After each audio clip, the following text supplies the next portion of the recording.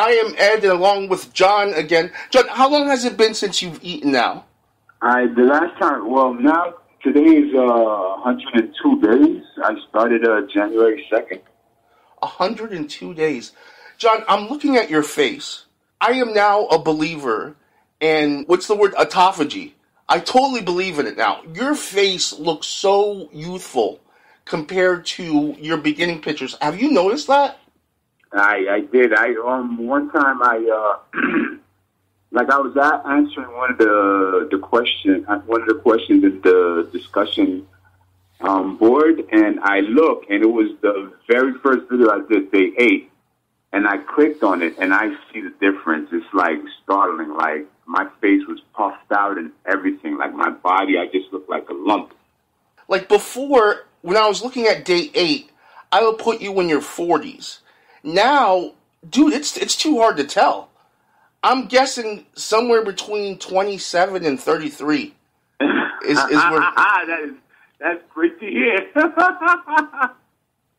Look, don't tell anyone yet. You said you wanted to hold this off. I was thinking maybe we could do like a contest, and I can give a prize away to someone who guesses like your age. Who guesses my age? Yes. Yeah. Yes, that would be great because nobody will be able to guess it. Well, another thing I wanted to do. So I asked you last time I had you on, what you were planning on breaking your fast with, and you got technical. Like you were like, I'm going to start off with bone broth, but you didn't mention like the first real meal you were looking forward to having. So I was wondering if you would maybe consider giving some options and having the audience vote as to what you should break your fast with. Is there like a list of things that you're considering? The only reason I wouldn't do that, I'm going to tell you why, because people tell you things like, break it with watermelon and stuff like that. There's been adverse reactions to people breaking their fast with sugar or anything like that. And I wouldn't want to have a contest. I wouldn't a bunch of people who aren't knowledgeable tell me to break my fast with something that could adversely affect me, and then I don't do it. Or I do it in order to honor the agreement of the contest, and then I hurt myself. So once my fast is broken, if someone want to vote on an actual meal that I have first, that's fine. I want to have a steak, but as long as nobody asks me, because I'm not going to OD on carbs either. It's not going to be like, we want to have a linguine meal. I'm not going to do that. Oh no, I was going to ask you to give an options. Like A through C, and you decide what the A through C are. Yeah, that's perfect. Steak, salmon. I have a hankering for salmon. Like I envision me, even when I go keto OMAD, having more fish-based product. But I do think at some point I'm gonna have a steak, and it's not so much because I have a craving for steak. My cravings have gone out the window. But I just want to know if I'll still like it as much as I used to. You know what I mean? Mm-hmm.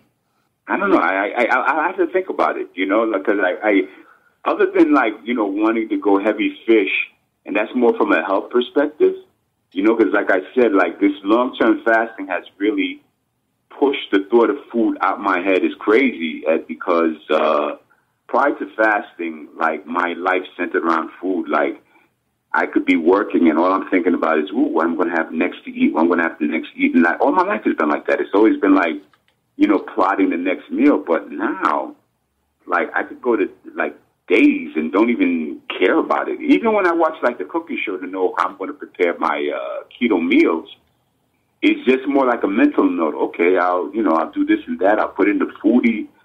I could lower the amount of carbs by using this instead of that. That's pretty much it. It's just more technical than anything. And then when the show's off, it's off. It's not like I continue to linger and think oh my God, I can't wait to taste this when I get off my fast. That doesn't happen at all. Because remember, what I plan on doing is the keto OMAD. Mm-hmm. So I'm going to whittle down to a 4-hour window. And my first meal will probably be some scrambled eggs. Okay, I want to tell the audience to keep your eye on the moving bulletin board, so if there's any updates, or if John changes what he wants, or if he gives you a selection to vote on, all these updates and anything relevant to the show will be on the moving bulletin board. But I wanted to talk a little bit more about autophagy. So I was watching videos on it, and they say even if you fast for 12 hours a day, you should go between a minimum of 16. But they say even if you go for 12, you're going to get the benefits of autophagy to some degree. And I've started noticing that I've been getting that. Like, I've noticed improvement to my hairline, an improvement to my teeth, improvement to my skin. Have you had that? I do notice that, like, skin-wise, my skin looks clearer.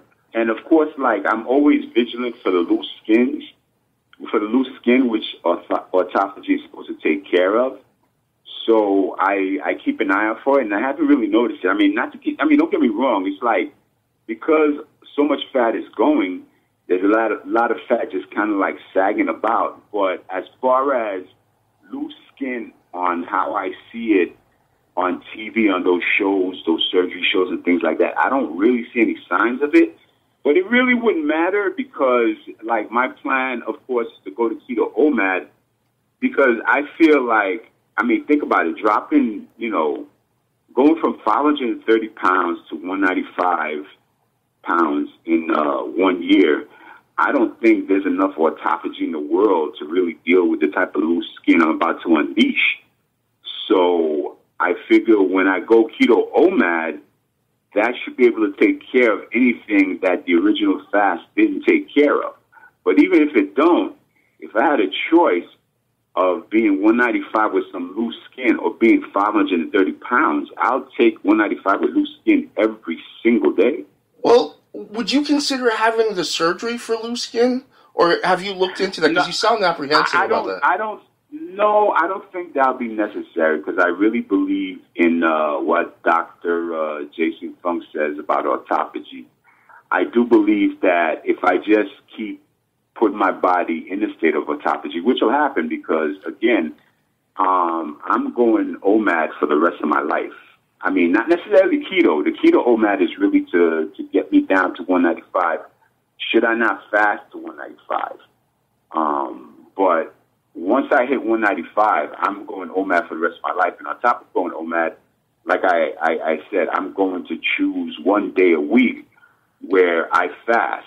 So I'll always be in a state of autophagy. So I'll give it like a couple of years. And, of course, that'll be the ultimate test of autophagy. If I notice that there's no significant loss of skin, 2-3 years down the line, then, of course, I might decide to do the surgery. But other than that, I'm not going to rush to do a surgery.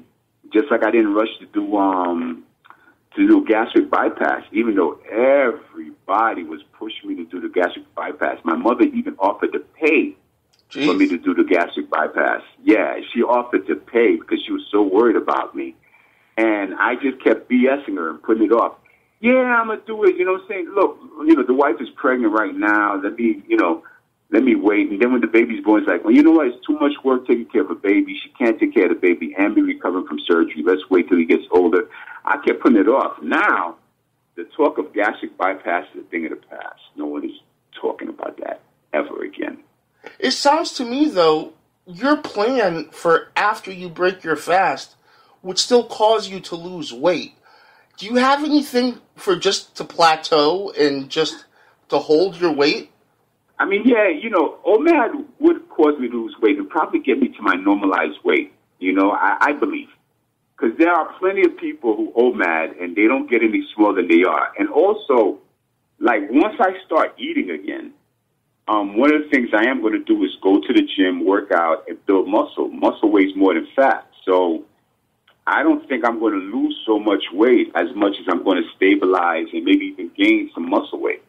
Yeah, I think you're going to be a stud, man. There's no doubt in my mind.